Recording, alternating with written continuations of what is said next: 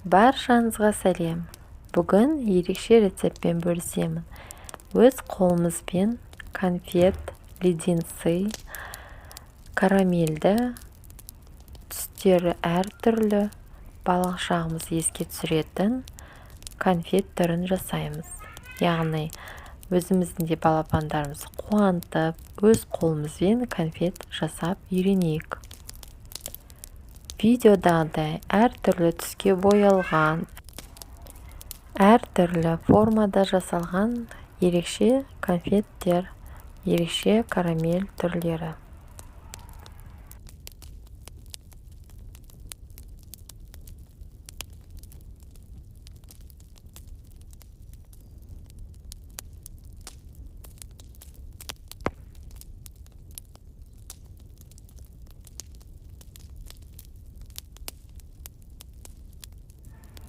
Қажетті заттарымыз: қант 400 грамм, красительдер көк, қызыл, ақ түсін таңдап алдым. Кондитерлік магазиндерде сатылады. Су 150 мл, лимон, шпажки, яғни таяқшалар және формалар. Егер формаларыңыз болмаса, пергаментный қағаз немесе силиконовый доска болады. Формочкаларды майға жағып аламыз, себебі конфеттер жабыс қалмас үшін. Егер майыңыз көп жағылып кетсе, салфеткамен бір сүртіп алсаңыз болады. Формаларымызды дайындап болғаннан кейін қантымызды сковородка құйып, үстіне су құямыз да жақсылап араластырып қайнатып аламыз, яғни жай отқа қоямыз. 10 минут күтеміз. Жақсылап қайнатып алғаннан кейін көпіршіктеніп, алтын түске бояғаннан кейін лимон қышқылын, яғни лимонды сығып, бір шай қасқа үстіне құйып, жақсылап араластырып қайнатып аламыз. Оған дейін силиконовый доска немесе пергаментный бумаганы майға жағып аламыз. Одан кейін сковородкамызға қараймыз, дайын болды ма, болмады ма деп.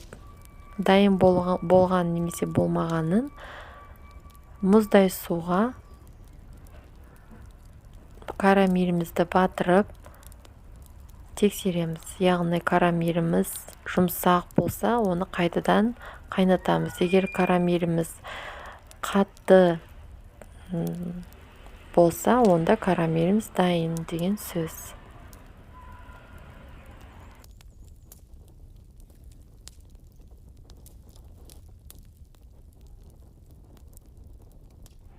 Карамелімізді оттан аламыз. Күттірмей, тез арада формаларға құйып шығамыз. Себебі карамель тез жабысып қалуы мүмкін, яғни қатып қалуы мүмкін. Сол себепті әр формаға құйып шығамыз. Мына видеода біріншісіне ешқандай краситель қоспадым. Карамельдің өзін құйып шықтым. Золотистый, яғни алтын түстес болып шығады. Одан кейін карамелімді пиалайға бөліп шығам.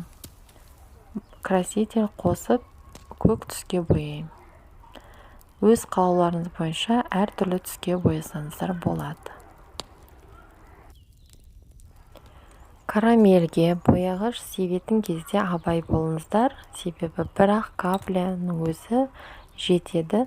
Мен асығыста тез қимылдаймын деп 2-3 капля қосып жібердім. Ол анық түс, қанық түс берді, маған ашық түс керек еді. Сондықтан ашық түс қылам десеңіз, ақ түсті қосып ашық түс жасасаңыздар болады, видеодағыдай.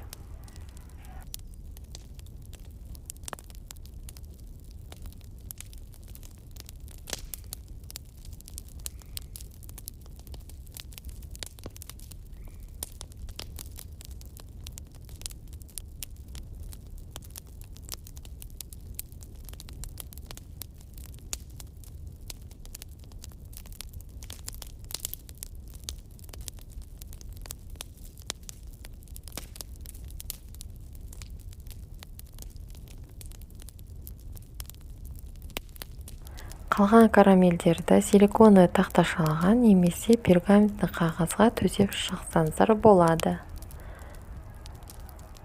Тақташалға әдемілеп төсеп, одан кейін таяқшалар немесе спашкаларды қыстырып шығамыз.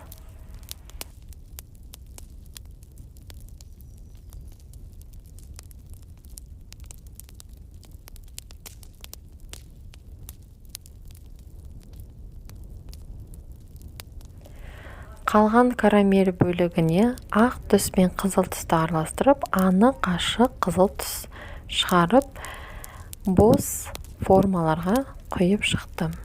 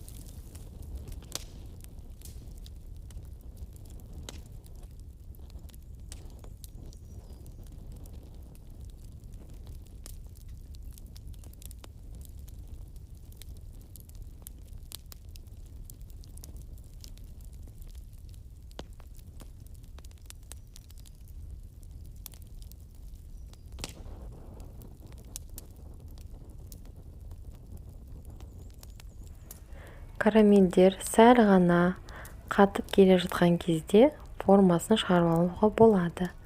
Яғни әртүрлі форма шығарып, балаларымызды қуантайық.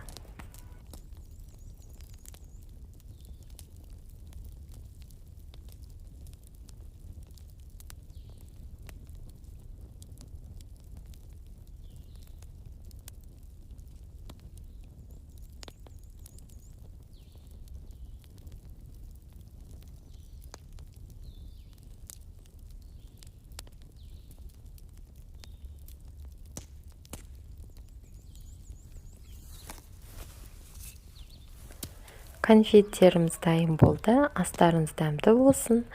Менің каналыма жазылып кетіңіздер, себебі ерекше рецепттер алда.